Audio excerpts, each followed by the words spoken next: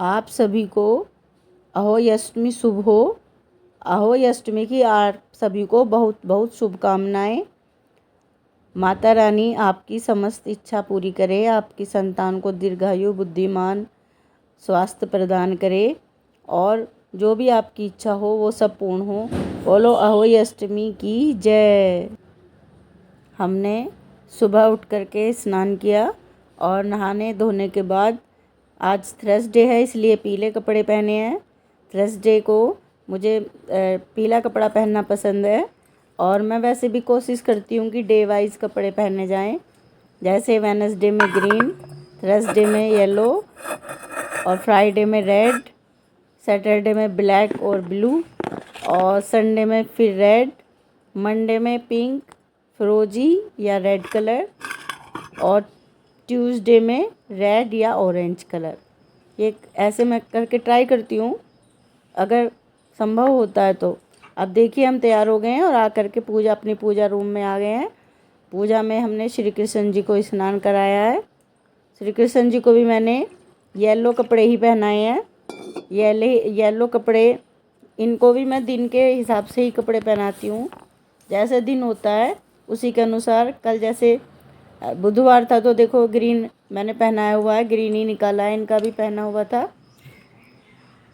कान्हा जी को स्नान कराया जा रहा है, उसके बाद इनको वस्त्र पहनाए जाएंगे और उसके बाद फिर मैं अपनी जो डेली की पूजा है वो करूँगी और फिर तब तक जो मेरी डॉटर इन लॉ है वो भी आ जाएंगी और हम दोनों मिल करके अहोई अष्टमी की कहानी कहेंगे।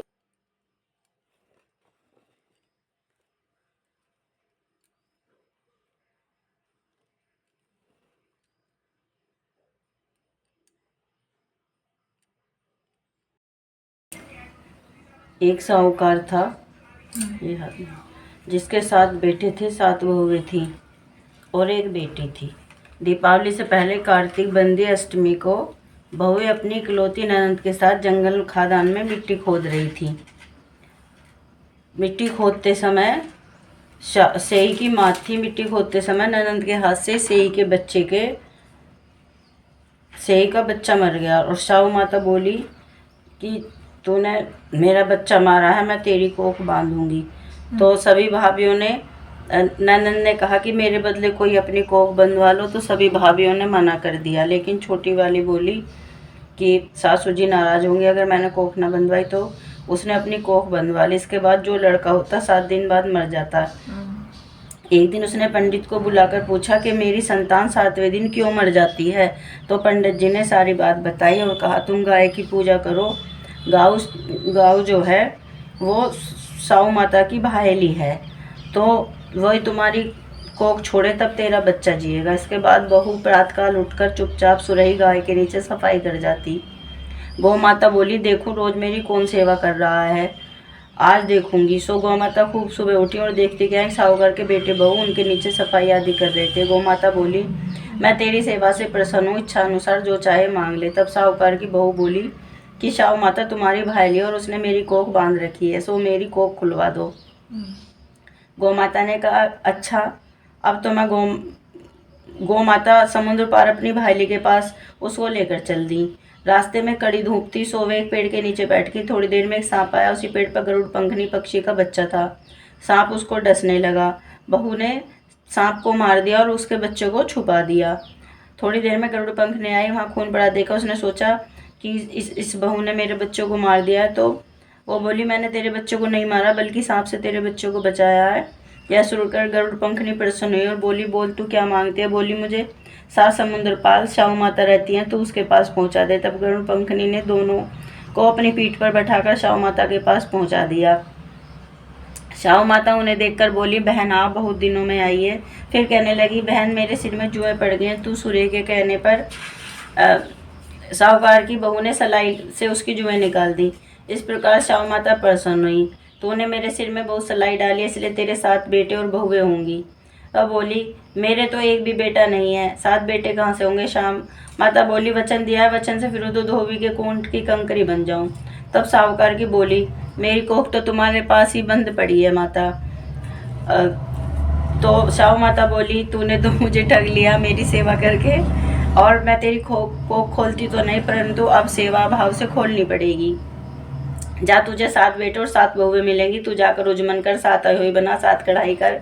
घर लौट कर आए तो देखा 7 बेटे 7 बहुएं बैठे हैं, 7 अहोई बनी है, 7 उजमन हो रहे हैं, 7 कढ़ाई। रात्रि के समय जेठानी आपस में कहने लगी कि जल्दी जल्दी नहाकर पूजा कर लो, कहीं अपने बच्चों को याद करके वो सदरोमनी ना रोने लगे। तो और जब वो रोने की आवाज़ नहीं आई तो बच्चों से कहा जाओ अपने चाची के घर जाके देखो कि रोने की आवाज़ क्यों नहीं आ रही है। तो बच्चों ने सारी बात बताई। वहाँ तो उजमन हो रहे हैं, वहाँ तो मांड मंड रहा है और अहोई रखी हुई है। सुनकर जेठानियाँ दौड़ी दौड़ी आई और जाके कहने लगी तूने अपनी कैसे कोख छुड़ा ली। तब उसने कहा तुमने तो बंधा ही नहीं, मैंने बंधा ली।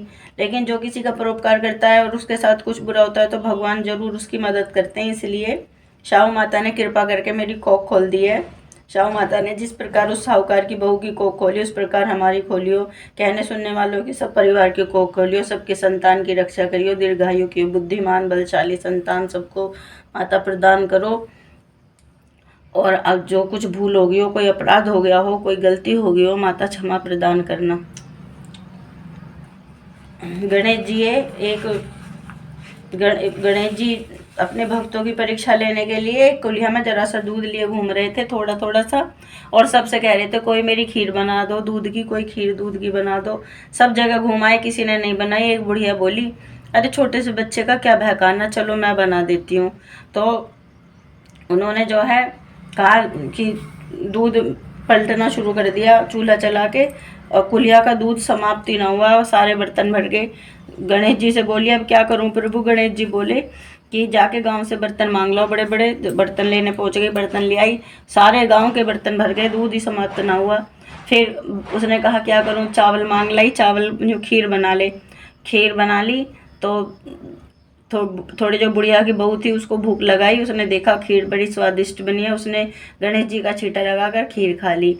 तब खीर बन गई तो बुढ़िया ने गणेश जी को सबसे पहले खीर दी।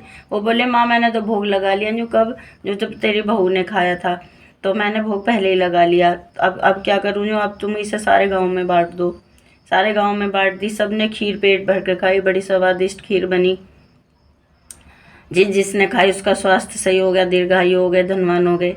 अब खीर बच गई तो बुढ़िया बोली इसका क्या करूं, कि इसको ज़मीन में गाड़ देना और 1-2-4 दिन बाद देखना।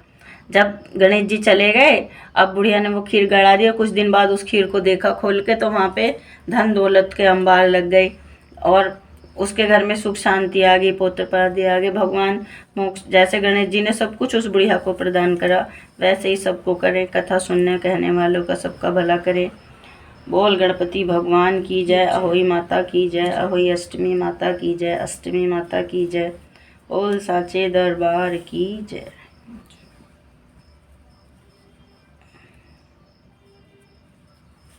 माता हम सब तुम्हारे बालक, अगर कुछ अपराध होगा तो माता क्षमा करना। क्षमस्वमम क्षमस्वमम क्षमस्वमम क्षमस्वमम।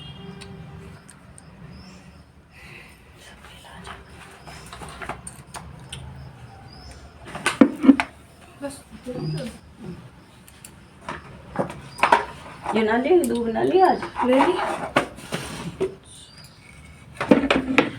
अहोई अष्टमी की कहानी पूर्ण हुई और आप सबको वीडियो देखने के लिए बहुत बहुत धन्यवाद। प्लीज़ लाइक कीजिएगा, कमेंट कीजिएगा और एक बार शेयर कर दीजिएगा। Thank you for watching.